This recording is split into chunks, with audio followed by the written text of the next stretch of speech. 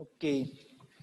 Entonces, vamos a abordar ya el último tema. Este no es tan extenso como diabetes o preeclampsia o hemorragia, porque realmente de SAF y enfermedades tiroideas, o sea, en diabetes o en preeclampsia, pues sí nos metimos más en tratamiento, pero síndrome anticuerpo antifosfolípido y enfermedades tiroideas es más cómo hacen el diagnóstico.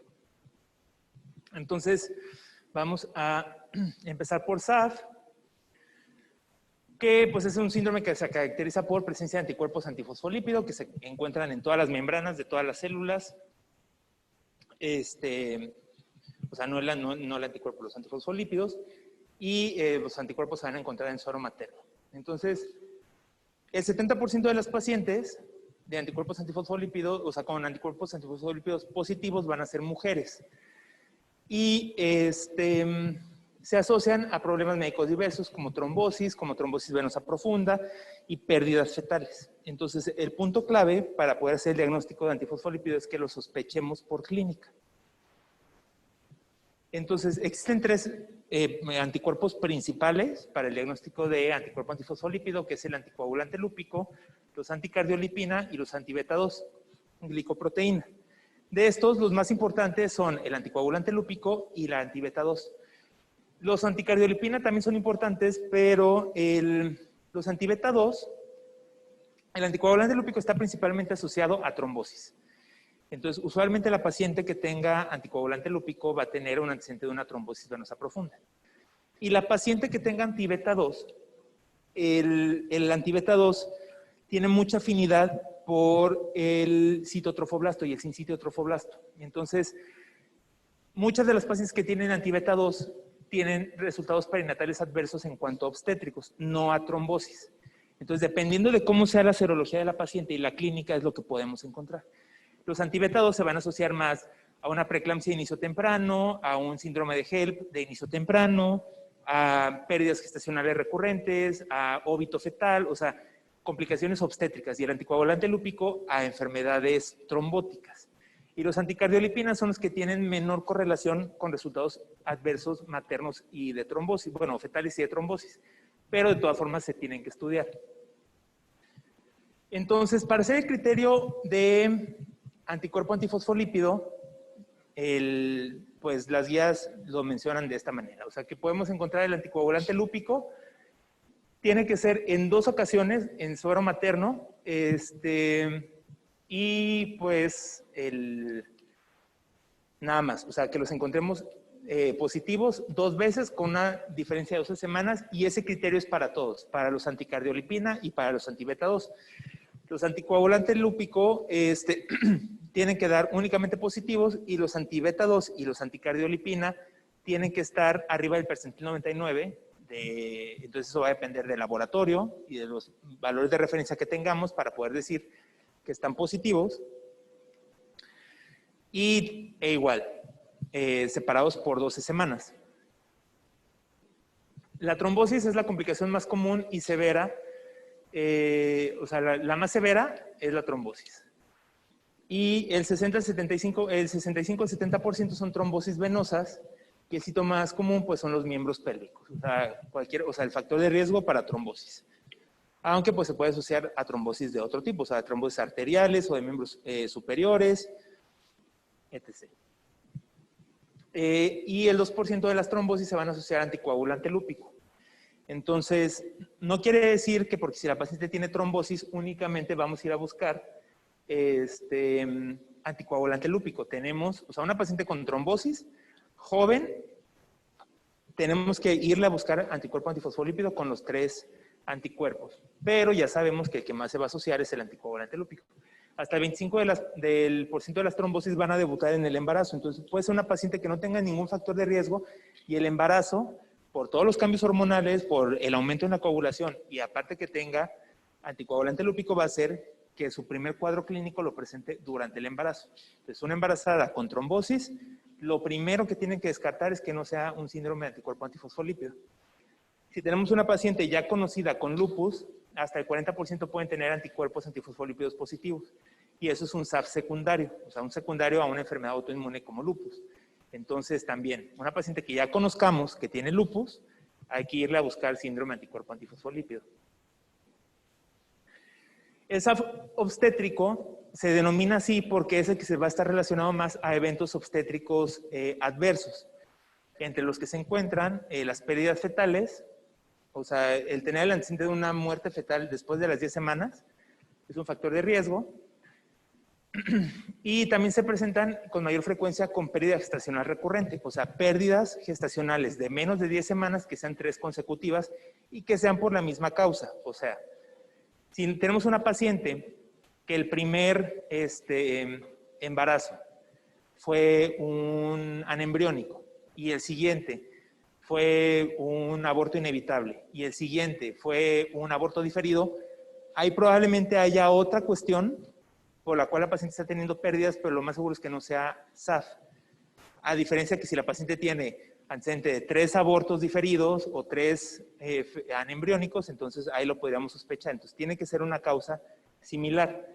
O una pérdida de más de 10 semanas, donde nosotros hayamos hecho un tamizaje de primer trimestre, o sea, pues sí, un tamizaje de primer trimestre, donde estructuralmente el feto estuviera normal. Y hasta el 5 al 20% de las pacientes con pérdida gestacional recurrente pueden tener anticuerpos positivos. El problema de los anticuerpos antifosfolípidos es que pueden estar intermitentemente presentes. Entonces, yo los tomo ahorita y están negativos, y luego los vuelvo a tomar y están negativos, pero entre aquí y aquí que yo los tomé, la paciente pudo haberlos tenido positivos.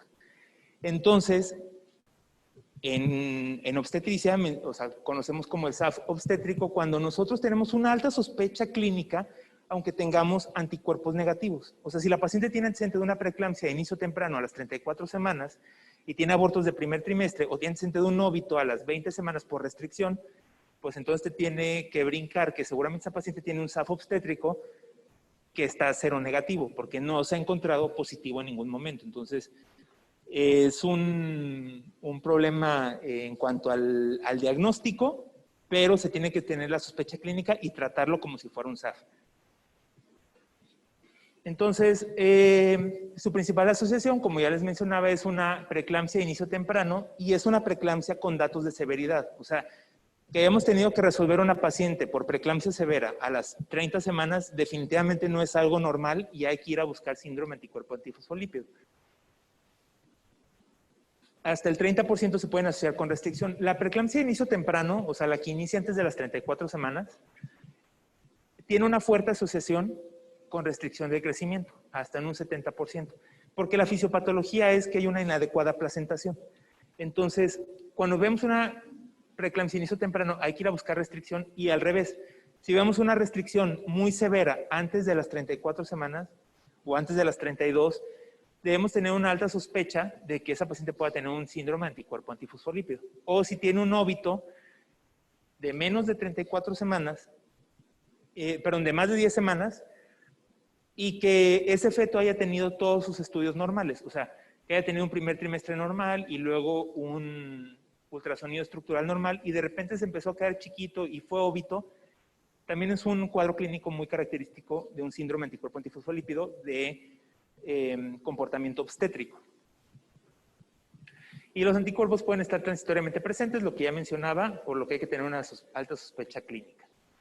Entonces, los criterios clínicos van a ser vasculares, o sea, que la paciente debute con un antecedente de trombosis o una paciente joven con antecedente de trombosis, hay que estudiarle este anticuerpo antifosfolípido o lo que ya les mencionaba, una o más muertes fetales más allá de las 10 semanas y que el feto haya estado morfológicamente normal o que haya aceptado una necropsia y que anatómicamente el feto estuviera normal, pues entonces puede tener una alta sospecha. O uno o más partos pretérmino antes de las 34 semanas, debido a eclampsia, preeclampsia severa o datos de insuficiencia placentaria como una restricción de crecimiento de inicio temprano. O tener 3 o más abortos consecutivos espontáneos antes de las 10 semanas, donde ¿cómo se llama? No se detectara alguna anomalía para este feto.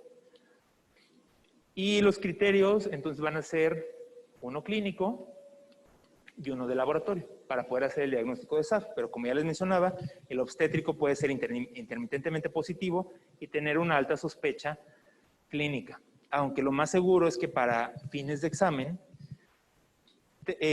no sé, tendrá una paciente una preeclampsia de inicio temprano o antecedente de un óbito y les preguntarán que qué estudios hay que pedirle. O les pondrán los estudios y tendrá un antecedente de estos y entonces ustedes tendrán que hacer el diagnóstico de síndrome anticuerpo antifosfolípido. Pero pues que lo tomen en cuenta que si tienen un dato como una preeclampsia severa muy temprana, esa paciente se le tiene que estudiar anticuerpo antifosfolípido. El tratamiento pues va a depender. Si tiene antecedente de trombosis, que está más asociada a anticoagulante lúpico, entonces esta paciente es únicamente candidata a heparina de bajo peso molecular a dosis terapéuticas. Si la paciente tiene antecedente obstétrico, si son abortos de primer trimestre de menos de 10 semanas, se puede dar tratamiento únicamente con aspirina a dosis profilácticas como se le da para preeclampsia, pero esta aspirina sí se tiene que dar desde el principio del embarazo. Y si tiene antecedente de óbito o de preeclampsia de inicio temprano o de restricción de inicio temprano, entonces se dará la combinación entre aspirina y heparina de bajo peso molecular. Lo que les mencionaba de la aspirina es que cuando se utiliza, no se los había mencionado, cuando se utiliza para tamizaje, para profilaxis de preeclampsia, no se puede usar antes de las 12 semanas. Cuando es por anticuerpos antifosfolípidos se tiene que administrar desde el momento o que se sabe embarazada o preconcepcional. Porque su efecto en el trofoblasto es diferente, entonces por eso hay esta diferencia.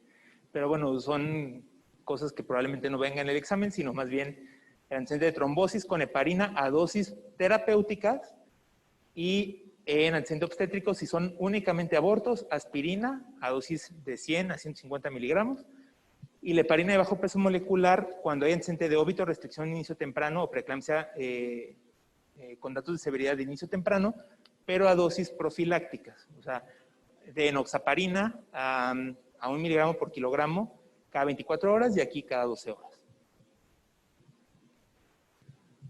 De las enfermedades tiroideas, vamos a ver que esta es la fisiología de la TSH en una paciente embarazada. Al principio del embarazo, la gonadotropina, que sabemos que se aumenta durante las primeras 12 semanas, tiene un efecto estimulante en la tiroides por la similitud que tiene con la hormona tiroidea.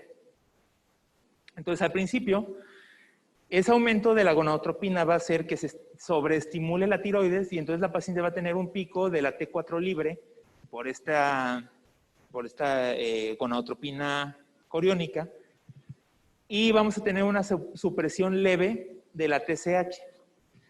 Pero recordemos que la gonadotropina disminuye conforme avanza la gestación después de las 12 semanas.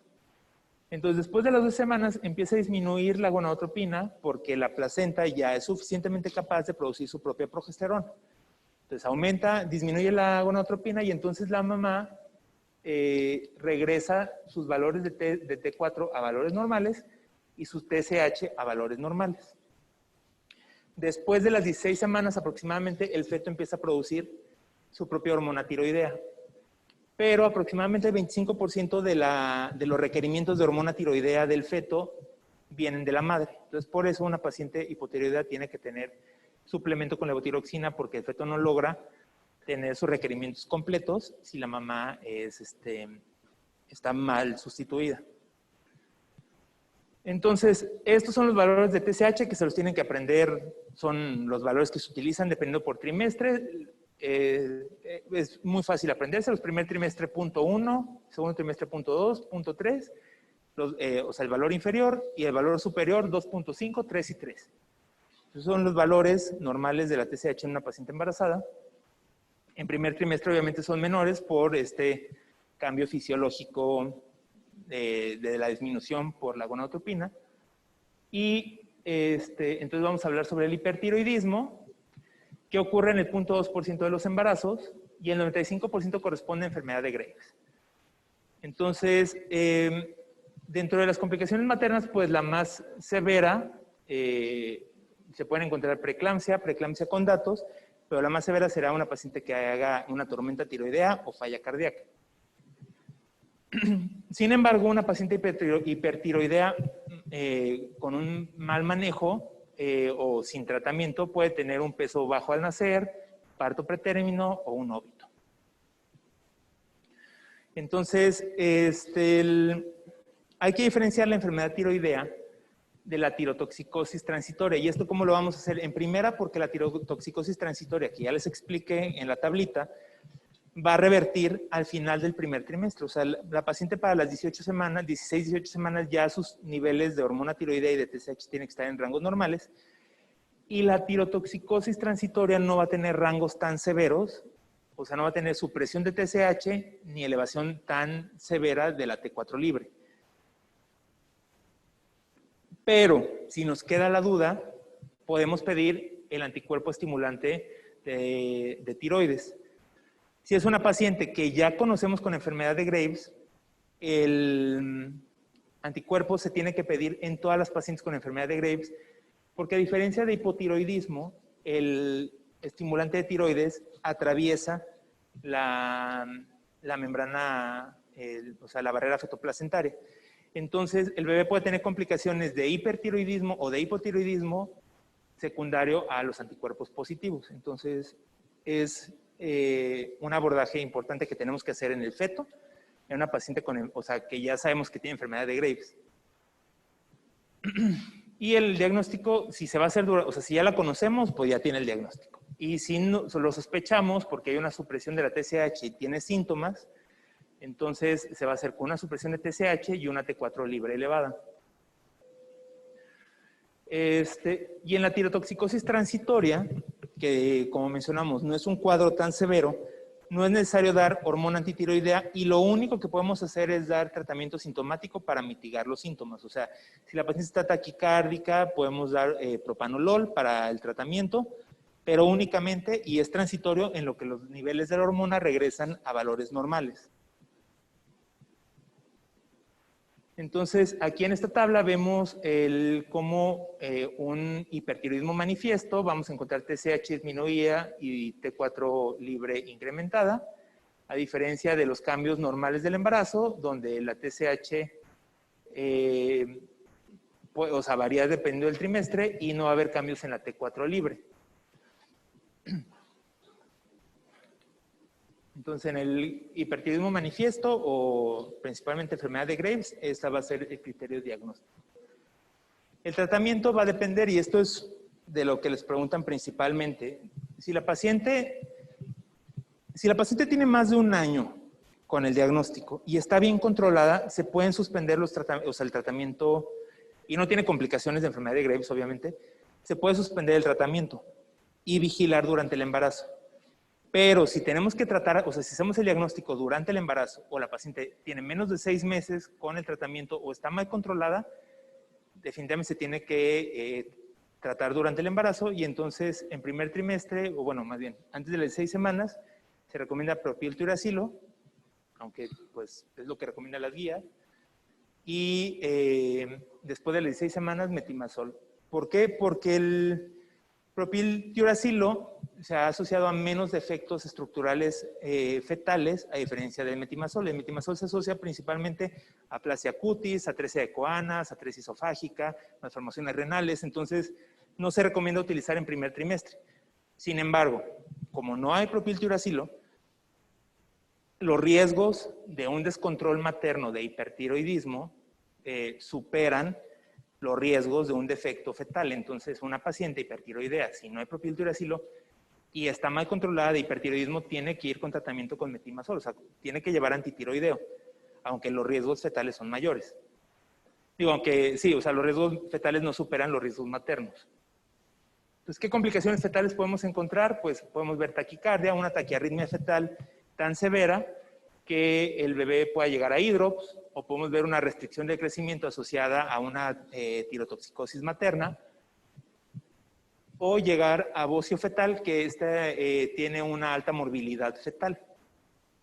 Entonces, para saber si hay bocio fetal o riesgo de bocio fetal, se tiene que solicitar el anticuerpo estimulante de tiroides. ¿Qué hallazgos podemos encontrar? Bueno, datos de hidrops, como los criterios de hidrops, que son edema cutáneo, ascitis, derrame pleural, derrame pericárdico, o sea, los datos de hidrops, bocio fetal, que también el diagnóstico se hace prenatal, o alteraciones hemodinámicas como restricción del crecimiento severas.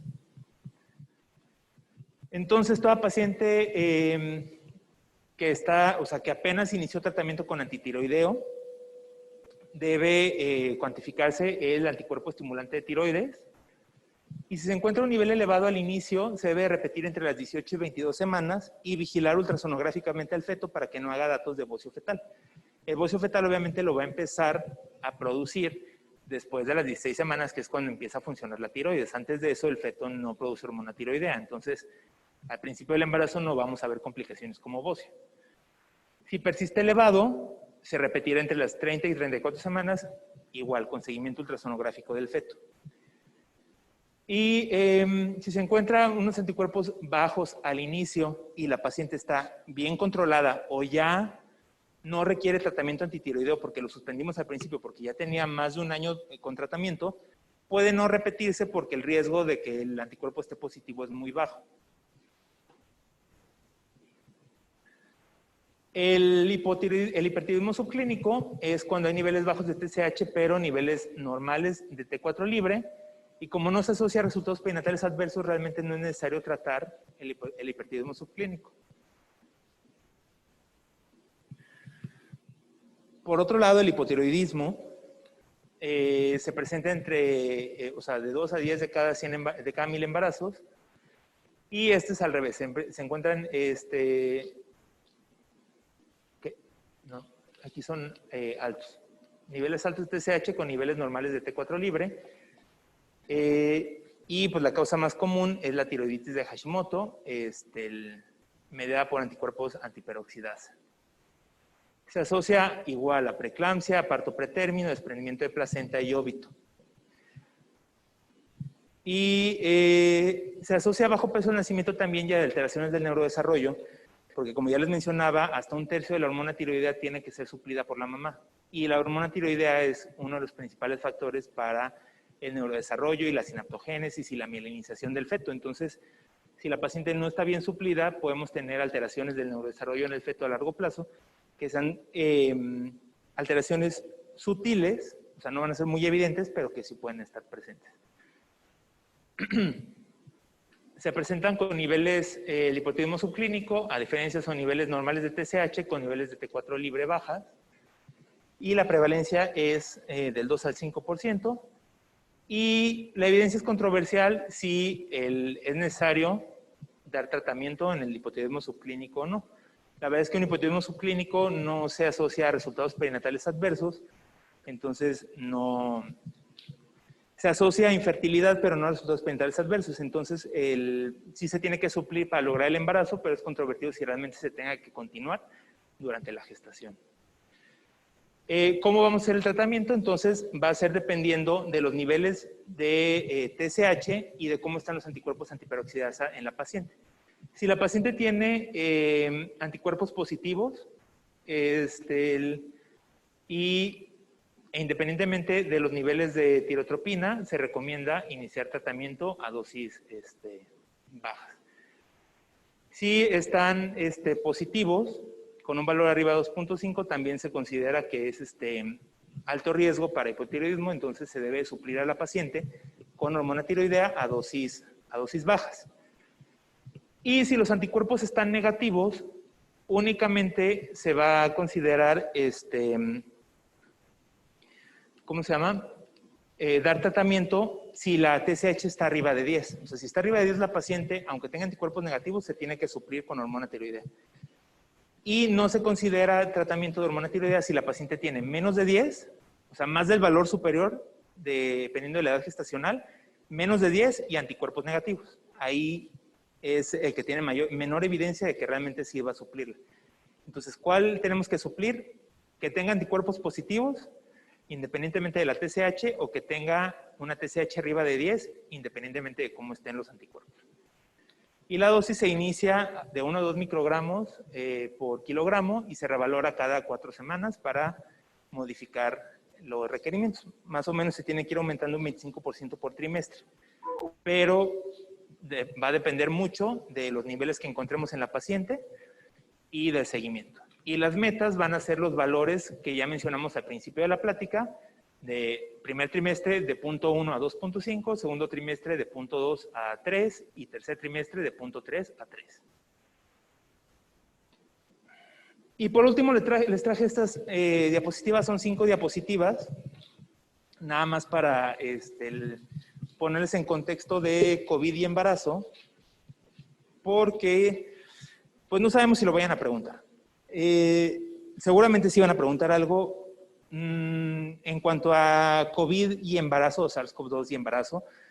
Realmente no hay una asociación como virus, como sería Zika o dengue o parvovirus o citomegalovirus, que realmente tienen un síndrome congénito por la infección. Hasta ahorita no se han visto alteraciones congénitas de SARS-CoV-2 en el feto, aunque la infección sea en primer y segundo trimestre, pero pues obviamente la evidencia es muy limitada porque esos estudios se tienen que hacer longitudinales y ver a largo plazo si esos fetos van a tener alguna alteración estructural, pero bueno, hasta ahorita no está asociado a defectos estructurales fetales. Pero, ¿cómo se hace el diagnóstico en el embarazo? Hasta el 88% pueden tener fiebre, hasta el 68% pueden tener tos no productiva y pueden presentar el 35% fatiga, el 28% puede ser tos con expectoración y en menor grado disnea, diarrea y vómito, pero pueden ser los datos clínicos característicos. Y que las pacientes embarazadas hasta el 32% pueden ser pacientes asintomáticas. En general es lo que reporta la literatura. Entonces, esto es importante que lo sepan, que idealmente se tendría que tamizar a la paciente al momento del parto por la transmisión vertical que puede haber al parto, pero pues todo esto es conforme va aumentando la evidencia.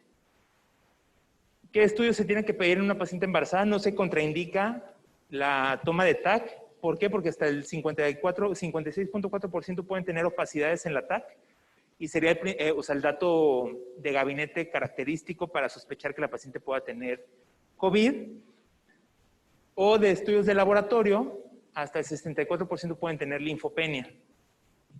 Y otros datos menos específicos como PCR elevada o DHL elevada.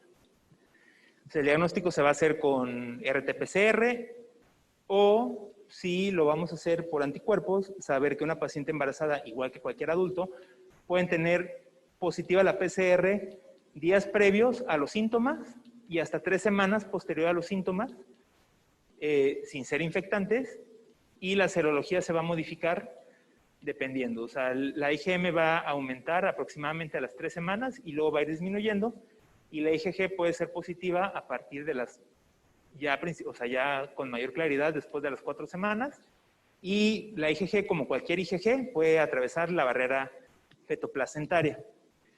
Aquí lo importante es que si una paciente tiene una prueba positiva en el periodo perinatal, o sea, 14 días previos al parto, puede tener una transmisión vertical al neonato y ahí sí la morbilidad se modifica en el recién nacido. O sea, la transmisión vertical aparentemente no se asocia a alteraciones estructurales, pero sí puede haber morbilidad neonatal por una transmisión vertical.